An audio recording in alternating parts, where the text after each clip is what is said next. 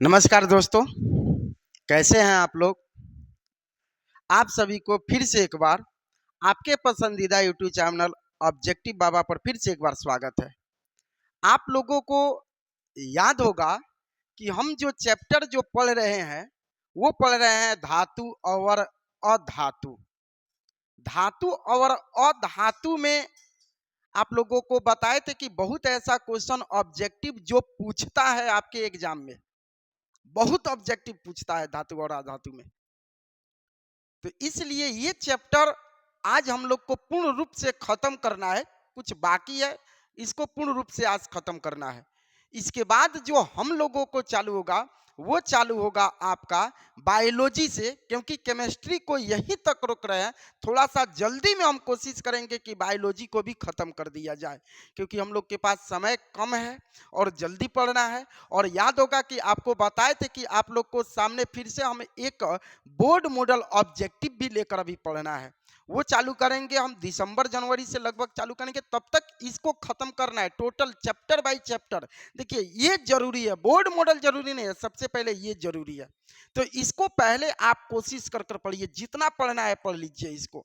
एक एक क्वेश्चन आपके ऑब्जेक्टिव क्वेश्चन आपके आने वाला है एग्जाम में, 2025 के एग्जाम में आने वाला है। तो पार्ट 2 हम पढ़ा चुके हैं। अगर किसी बच्चे को अभी तक नहीं मिला होगा तो कृपया हमारे डिस्क्रिप्शन बॉक्स में चला जाए, वहां सबका लिंक दे दिया गया है, आप एक एक कर कर पढ़ लीजिए। अगर किसी बच्चे को इसका पीडीएफ चाहिए, जिस बच्चे को अभी तक पीडीएफ नहीं मिला है, बहुत ऐसे बच्चे को पीडीएफ भेज दिया गया है, अगर नहीं मिला है तो हमारे व्हाट्सएप नंबर पर आप कांटेक्ट करिए, वहां से आपको पीडीएफ मिल जाएगा। टोटल भेज दिया जाएगा, एक ग्रुप भेजा जाएगा, उस सारी ग्रुप में आपको जितना सारा 10th क्लास का मैटर होगा वो सारा उसमें सेंड कर दिया जाएगा, भेज दिया जाएगा। और हमें उम्मीद है कि आप उसकी तैयारी बेहतर से करिएगा। आप लोगों के लिए ये बेहतर मौका है, 2025 का एग्जाम में बेहतर तैयारी करने के लिए ये बेहतर मौका है। तो कृपया इसे गंवाएं नहीं, इस समय को बर्बाद मत करिए, इस समय को बर्बाद मत करिए। अब आप लोगों को हम बता रहे थे कि लगभग 50 नंबर तक क्वेश्चन आप लोगों को हम पढ़ा दिए थे। 50 तक, सॉरी 60 नंबर तक क्वेश्चन हम लोगों को हो चुका है। 60 के आगे हम लोगों को पढ़ना है। तो 60 के आगे याद होगा बाबू, ये पार्ट 2 हम पीछे पढ़ा चुके हैं आपको। 60 नंबर तक क्वेश्चन हम पढ़ लिए, ये 60 तक हो चुका है। अगला क्वेश्चन है 61 नंबर क्वेश्चन।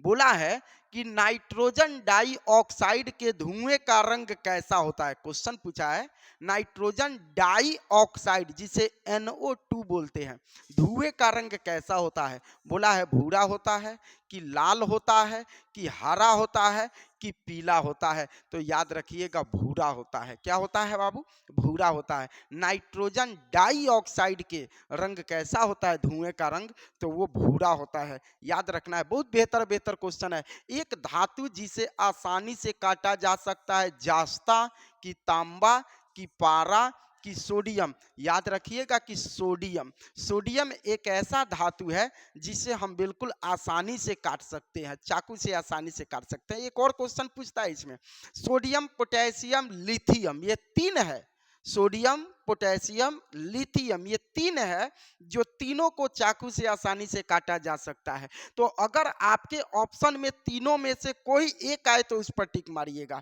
जब भी आएगा तो याद रखिएगा कि तीनों में से कोई एक ही आएगा, आप उस पर टिक मार दीजिएगा।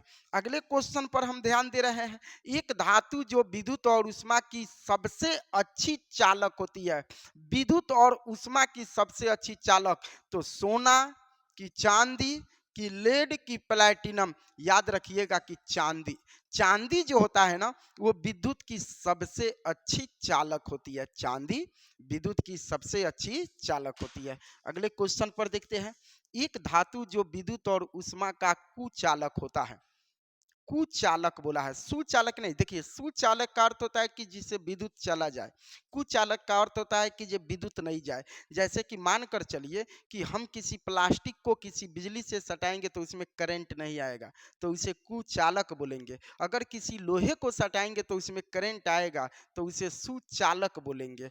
तो यहाँ बोला है कि एक धातु जो विद्युत और ऊष्मा का कुचालक होता है, कौन होता है, सोडियम कि चांदी, कि लेड, कि प्लेटिनम। याद रखिएगा कि लेड होगा। कौन होगा बाबू? लेड होगा। लेड मतलब होता है सीसा, जिसको हम लोग संकेत में बोलते हैं पीबी बोलते हैं। क्या बोलेंगे? पीबी। अगले क्वेश्चन, एक धातु जो हथेली पर पिघलने लगती है, एक धातु जो बोलता है कि जो आप हथेली पर रखिएगा ना तो वो पिघलने लगेगा।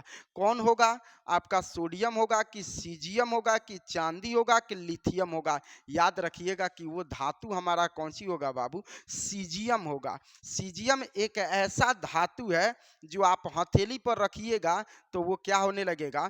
पिघलने लगेगा। अगला क्वेश्चन, सर्वाधिक तन्य धातु। सर्वाधिक मतलब होता है कि सबसे, सबसे तन्य। तन्य का अर्थ होता है कि खींच खींच कर लंबा करना। ये भी ऑब्जेक्टिव क्वेश्चन में पूछता है कि वह गुण को बताइए जिसे लंबे से लंबे तार के रूप में खींचा जा सके। तो देखिएगा उसे तन्यता कहिएगा। एक और क्वेश्चन पूछता है कि वह गुण बताइए जिसे पीट पीट कर चिपटा किया जा सके। तो उसे आघात वर्ध कहते हैं। क्या कहते हैं बाबू? आघात वर्ध कहते हैं। और जिसे खींच खींच कर लंबा किया जा सके उसे तन्यता बोलते हैं। और जिसे पीट पीट कर चिपटा किया जा सके, चौड़ा किया जा सके, उसे तन्यता बोलते हैं। तो क्वेश्चन बोला है कि सर्वाधिक तन्य धातु किसमें होती है? सोना में, कि चांदी में, कि प्लेटिनम में, कि जिंक में? तो याद रखिएगा कि सही आंसर हमारा सोना होगा। सोना को सबसे ज्यादा पीटा जा सकता है, पीट पीट कर, सॉरी, सबसे ज्यादा खींचा जा सकता है। पीटा भी जा सकता है, खींचा भी जा सकता है। सबसे ज्यादा तन्यता और सबसे ज्यादा आघातवर्ध सोना ही होता है।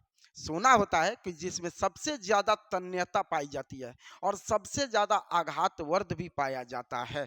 अगले क्वेश्चन में देखते हैं कि एक अधातु, अधातु, क्वेश्चन को खूब गौर से पढ़िएगा, धातु है कि अधातु है।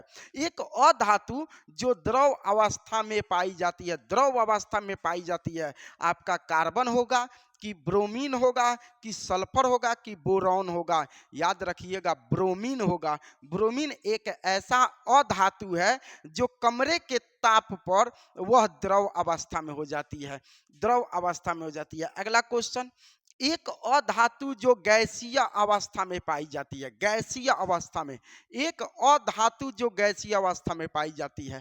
थोड़ा सा पीछे वाले क्वेश्चन पर एक बार और चर्चा करेंगे। एक अधातु जो द्रव अवस्था में पाई जाती है तो ब्रोमीन। यही क्वेश्चन के जगह पर अधातु नहीं बोलता, अगर धातु बोल देता जो द्रव अवस्था में, तो उसको क्या लिखिएगा बाबू? पारा। क्या लिखिएगा? पारा। क्या लिखिएगा बाबू? पारा, जिसको Hg बोलते हैं। ये दोनों क्वेश्चन देखिए, बहुत ऐसे बच्चे जो होते हैं ना इसमें गलती कर देते हैं। धातु के जगह पर अधातु पढ़ लेंगे, अधातु के जगह पर धातु पढ़ लेंगे। आपको थोड़ा सा समझदारी से देना है, बिल्कुल समझदारी से, ज्यादा घबराने की जरूरत नहीं है। बोले है ना, आप टोटल ऑब्जेक्टिव पर कमांड रखिए, एक क्वेश्चन आपके एग्जाम में नहीं छूटेगा। बिल्कुल पूरा का पूरा कंप्लीट ऑब्जेक्टिव आप कर आइएगा, ये ध्यान रखिएगा।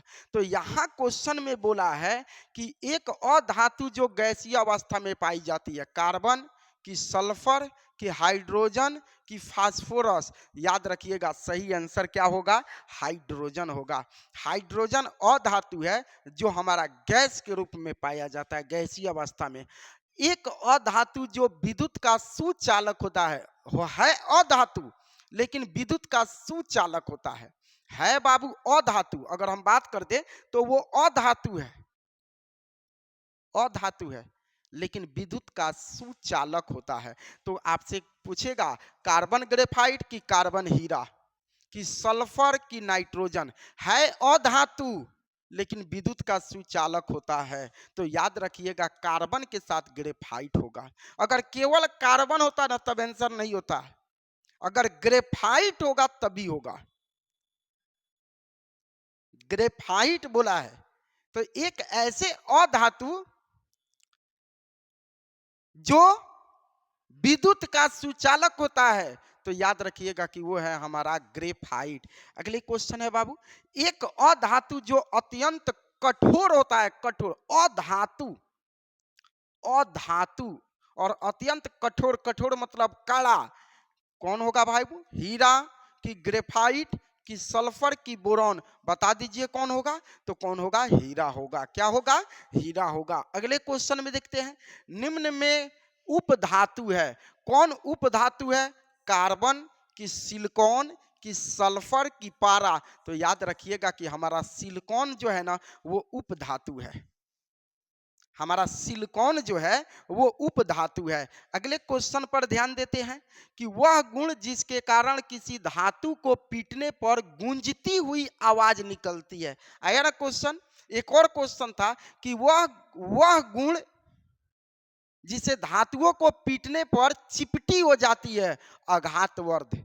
वह गुण जिसके कारण उसे खींचने पर लंबा किया जा सकता है, यानी खींचा जा सकता है, उसे तन्यता बोलते हैं। तन्यता बोलते हैं। वह गुण जिसके कारण पीटने पर उसमें ध्वनि निकलती है। ध्वनि मतलब होता है आवाज, आवाज गूंजती है, तो उसके क्या बोलेंगे? तन्यता बोलेंगे कि आघातवर्ध बोलेंगे कि ध्वनिकता बोलेंगे कि चालकता बोलेंगे? याद रखिएगा कि ध्वनिकता बोलेंगे, क्योंकि तन्यता का अर्थ होता है बाबू खींचना, आघातवर्ध का अर्थ होता है पीट पीट कर चौड़ा करना, ध्वनिकता का अर्थ होता है कि ध्वनि उत्पन्न करना, और चालकता का अर्थ होता है कि विद्युत एक जगह से दूसरे जगह उसमें चला जाए। तो ये चालकता भी नहीं होगा, तन्यता भी नहीं होगा, आघातवर्ध भी नहीं होगा। कौन होगा? तो ये होगा ध्वनिकता होगा। याद रखिएगा। अगले क्वेश्चन में बोला है कि अयस्क से गेंग के कणों को दूर करने को कहते हैं सांद्रण कहते हैं कि निस्तापन कहते हैं कि वर्जन कहते हैं कि उपचयन कहते हैं? तो याद रखिएगा कि सांद्रण होगा। सही आंसर सांद्रण होगा। अयस्क से गैंग के कणों को दूर करने को हम सांद्रण बोलते हैं। अगला क्वेश्चन, कैल्शियम और जिंक में कौन अधिक अभिक्रियाशील है? आपको बता दें कि कैल्शियम और जिंक में दोनों सबसे ज्यादा अभिक्रियाशील कौन है?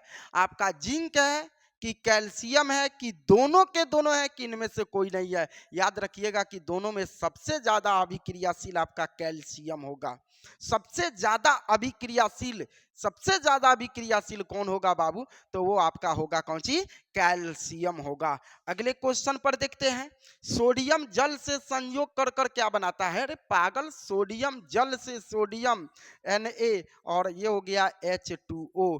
तो याद रखिएगा कि सोडियम जल से क्या बनाता है जी बाबू? NaOH, जिसे हम लोग क्या बोलेंगे? सोडियम हाइड्रो ऑक्साइड बोलेंगे।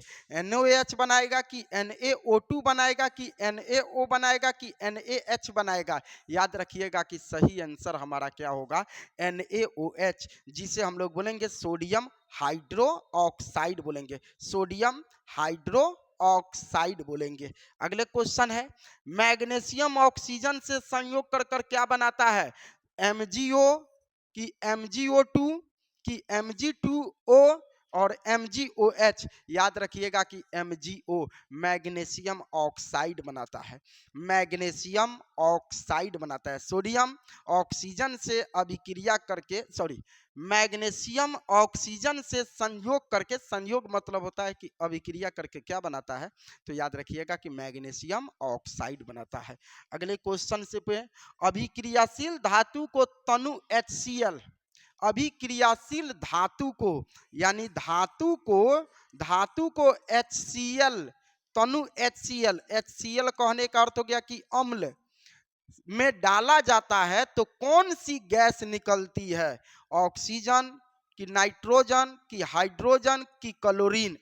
तो आप जानते हैं कि धातु की अभिक्रिया अम्ल से कराते हैं तो अभिक्रिया के बाद आपका लवण बनता है और साथ में हाइड्रोजन गैस बनता है। तो सही आंसर हमारा कौन होगा? सी होगा, हाइड्रोजन गैस बनेगा, हाइड्रोजन गैस निकलेगी। याद रखिएगा क्वेश्चन इस बार आपको सेंटअप के एग्जाम में जी जो पूछा था ना, वो भी क्वेश्चन है जो मंथली आपको एग्जाम हुआ था, उसमें भी पूछा है कि कोई धातु अगर अम्ल से अभिक्रिया करती है, धातु अम्ल से अभिक्रिया करती है तो उसमें कौन सी गैस निकलती है? तो याद रखिएगा बच्चों, कौन सी गैस निकलती है? तो हाइड्रोजन गैस निकलती है। अगले क्वेश्चन पर ध्यान देते हैं कि सोडियम के इलेक्ट्रॉन बिंदु संरचना निम्न में से कौन है? तो देखिए, सोडियम की अगर बात करें तो बाबू सोडियम की परमाणु संख्या होती है 11, अगर 11 को तोड़ेंगे इलेक्ट्रॉनिक विन्यास तो 2 8 10 और 2 12। इसके अंतिम कक्ष में 2 इलेक्ट्रॉन है तो हम Na को ऐसे लिख सकते हैं। याद रखिएगा कि हमारा सही आंसर 2 8 10 आ 1 11, यहाँ थोड़ा सा मिस्टेक हुआ है, 2 8 10 आ 1 11 होगा। तो यहाँ अगर हम अंतिम कक्ष में 1 इलेक्ट्रॉन है तो यहाँ Na से 1 बिंदु से दर्शाएंगे। तो सही आंसर हमारा क्या होगा बाबू? ए होगा। अगले क्वेश्चन को देखते हैं। ऑक्सीजन का इलेक्ट्रॉन बिंदु संरचना निम्न में से कौन है? तो ऑक्सीजन की परमाणु संख्या अगर बात करें तो ऑक्सीजन की परमाणु संख्या होती है 16। कितना होगी बाबू? 16। देखिए ऑक्सीजन की परमाणु संख्या 16 होती है। इसको तोड़ेंगे तो 2 8 10 और 6 16।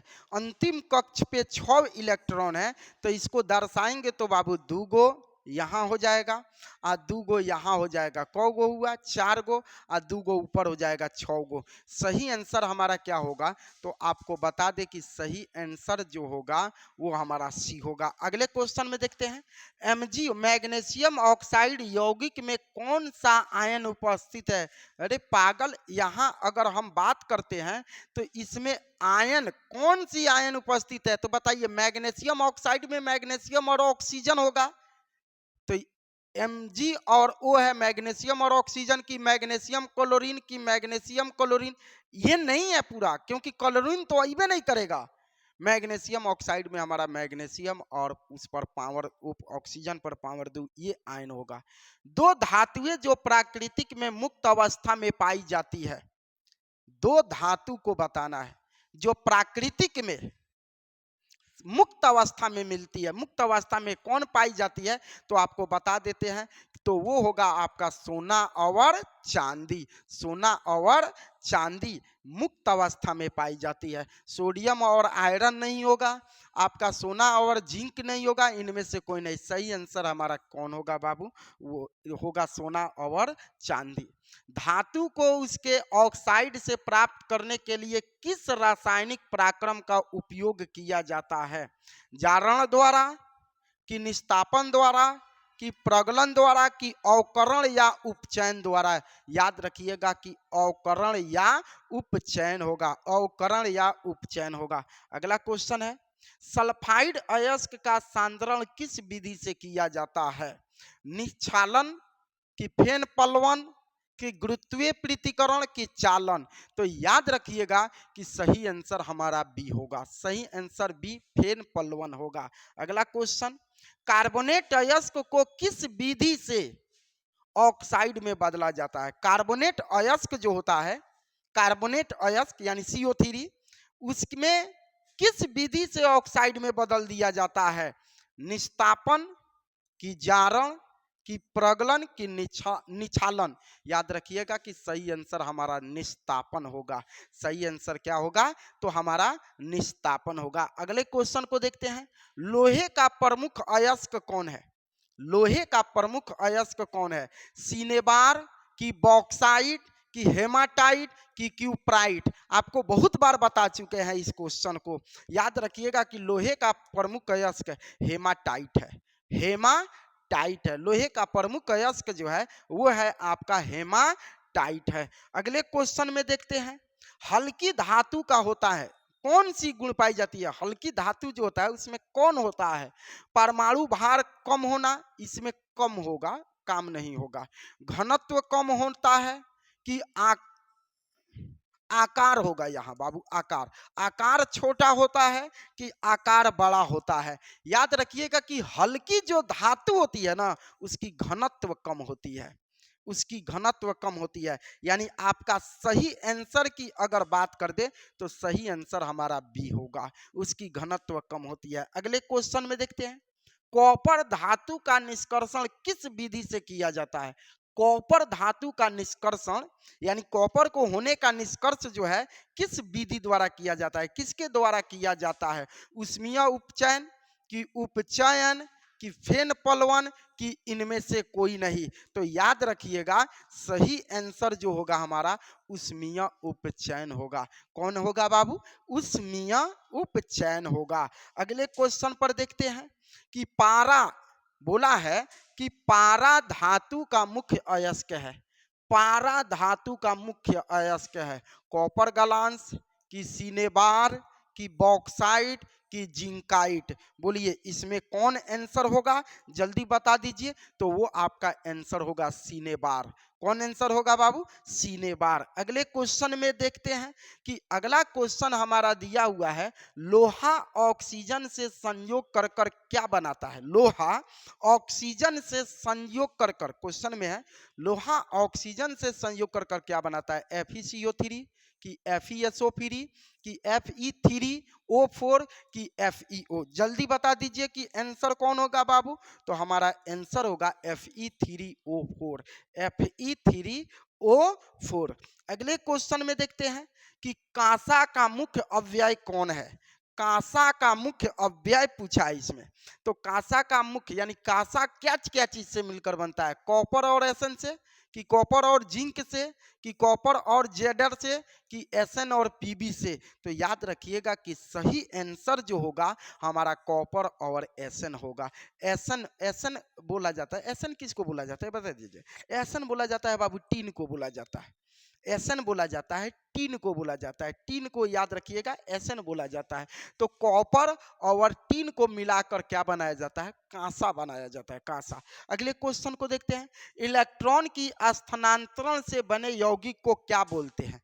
जो इलेक्ट्रॉन इधर उधर होकर कर यानी स्थानांतरण कर कर एक से दूसरे में, दूसरे से पहले में, पहले से दूसरे में स्थानांतरण कर कर जो यौगिक बनते हैं उसे सहसंयोजन बोलते हैं, कि विद्युत संयोजी बोलते हैं, कि कार्बनिक बोलते हैं, कि इनमें से कोई नहीं। बता दीजिए कि कौन आंसर होगा इसमें। तो याद रखिएगा कि इसे वैद्युत संयोजी बोलेंगे। क्या बोलेंगे, वैद्युत संयोजी बोलेंगे। अगर हमारा ये वीडियो अच्छा लग रहा है तो कृपया लाइक करते चलिए। अभी बहुत अगले चैप्टर जो हम लेकर आएंगे वो आपका बायोलॉजी से सबसे बेहतरीन चैप्टर लेकर आएंगे, और ये लेकर आएंगे जैव पराक्रम। थोड़ा सा बीच में हमारा कुछ समस्या था जिसके कारण आप लोगों के सामने हम नहीं आए थे। फिर से हम आप लोगों को उम्मीद दिलाते हैं कि इसके बाद से इस तरह का नहीं होगा। बिल्कुल डेली बाय डेली हमारा क्लास रात को 8 बजे से बिल्कुल लाइव क्लास रहेगा। आप बिल्कुल उससे जुड़िए। जितने सारे 10th क्लास के बच्चे हैं सबसे बोलिए जुड़ने के लिए। इतने के लिए आपका बहुत बहुत हमारा योगदान रहेगा। तो इतना तो आप तैयारी करिए। हम उम्मीद करते हैं कि आपके एग्जाम में कोई भी क्वेश्चन, आपको कोई भी क्वेश्चन से निराश होकर लौटना नहीं पड़ेगा। टोटल क्वेश्चन होगा। याद रखिएगा कि शाम को 6 बजे से बोर्ड मॉडल सब्जेक्टिव पढ़ाते हैं, और यहाँ जो हम पढ़ाते हैं ये रात को 8 बजे से ऑब्जेक्टिव पढ़ाते हैं। ये दोनों क्लास आपको बिल्कुल नहीं छोड़ना है, और ऑब्जेक्टिव के लिए बिल्कुल नहीं छोड़ना है, क्योंकि ऑब्जेक्टिव हम एक से एक बेहतरीन लेकर आते हैं, और टोटल निचोड़ कर पूरे किताब से खोज कर आप लोगों को लाए हुए हैं। अभी देखिए, अभी आगे क्वेश्चन देखिए। क्वेश्चन क्या पूछा है, जिंक के साथ अन्य किस धातु को मिलाकर जिंक अमलगम बनाया जाता है।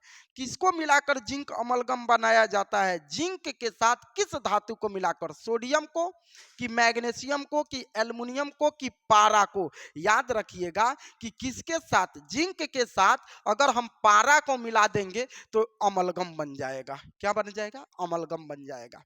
जिंक के साथ पारा को मिला देंगे तो वो हमारा क्या बनेगा बाबू, अमलगम बन जाएगा। क्या बनेगा, अमलगम बन जाएगा। अगला क्वेश्चन है कि लेड और टीन के मिश्र धातु को क्या बोलते हैं। लेड और टीन, लेड, लेड मतलब होता है शीशा। टीन के मिश्र धातु को क्या बोलते हैं। हमारा ऑप्शन है, चलिए बता दीजिए। पीतल बोलते हैं, कि कांसा बोलते हैं, कि सोल्डर बोलते हैं, कि अमलगम बोलते हैं। कौन आंसर होगा जी हमारा। तो याद रखिएगा कि हमारा आंसर अमलगम होगा। आंसर अमलगम होगा। दो धातुओं या एक धातु या एक अधातु के समांगी मिश्रण को क्या बोलते हैं। दो धातु हो या एक धातु और अधातु हो, या तो दो धातु होना चाहिए, या तो एक धातु और एक अधातु के समांगी मिश्रण यानी मिलावट को क्या बोलेंगे। मिश्र धातु की उपचयन, की अपचयन, की सभी। बोलिए जल्दी कौन आंसर होगा, बोल दीजिए जल्दी। आंसर कौन होगा, मिश्र धातु होगा। बहुत बढ़िया, मिश्र धातु। धातुओं के मिलावट को मिश्र धातु, धातु और अधातु के मिलावट को मिश्र धातु बोलते हैं।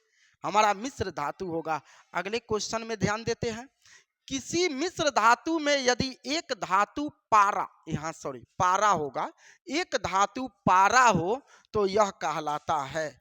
क्या कहलाएगा? बोला है कि किसी मिश्र धातु में यदि एक धातु पारा है तो क्या कहलाएगा? पीतल की सोल्डर की कांसा की अमलगम? बता दीजिए सही आंसर कौन होगा? सही आंसर अमलगम होगा। सही आंसर क्या होगा बाबू? अमलगम होगा। अगले क्वेश्चन में देखते हैं कि निम्नलिखित में कौन हल्की धातु है? निम्नलिखित में कौन हल्की धातु है? बता दे, पोटेशियम की, कॉपर की, चांदी की, जिंक?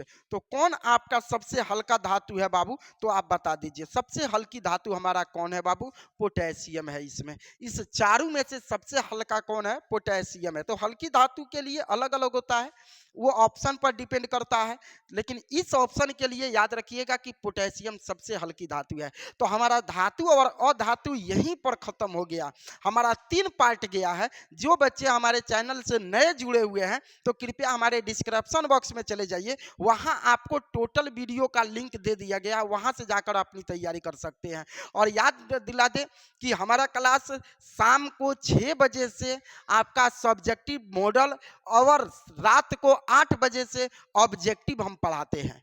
और ये क्लास बिल्कुल आपके लिए इंपॉर्टेंट क्लास है। अगले क्लास में हम बायो से लेकर आएंगे और वो हमारा होगा जैव पराक्रम।